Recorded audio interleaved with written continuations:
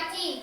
मग चिंटू आला तिथं. मग चिंटू म्हणाला थांबा थांबा थांबा, मी माझ्या दिमागात एक आयडिया आला.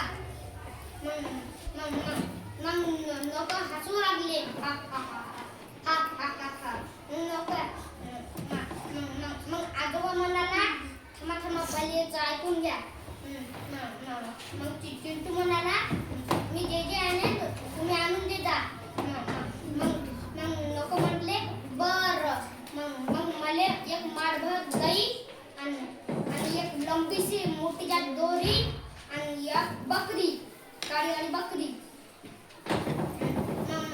मग लोक म्हणाले बरं मी आणून देतो. मग सगळं चिंटूने सामान घेतलं आणि तिकडे आणलं. मग तिथं खाल्ले राक्षस होता. मग ते राक्षस हसू लागला. हा हा हा हा हा हा हा हा हा हा हा हा. मग चिंटू एक मोठा जात पोंगा घेतला आणि मोठा जात आवाजाने हसू लागला.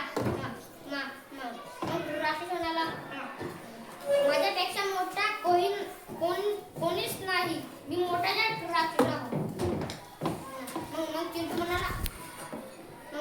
मग चिंटू म्हणाला बरं तू केसातली एक केस काढून दाखव.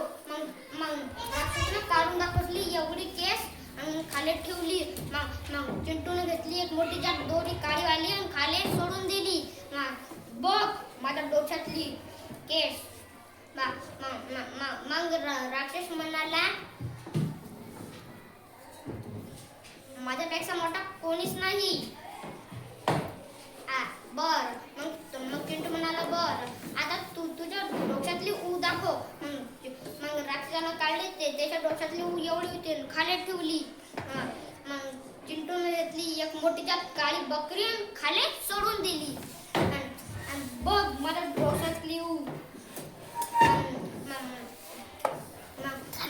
मग ते राक्षस घाबरून गेला. मग राक्षस म्हणाला बर माझ्यापेक्षा मोठा कोणीच नाही. मग चिंटू म्हणाला बर आता तुझ्या तोंडातली थूक दाखव. मग राक्षस थुकला, त्याच्या तोंडातली होती एवढी थूक. मग चिंटूनं माठभर दही घेतली आणि खाली टाकून दिली.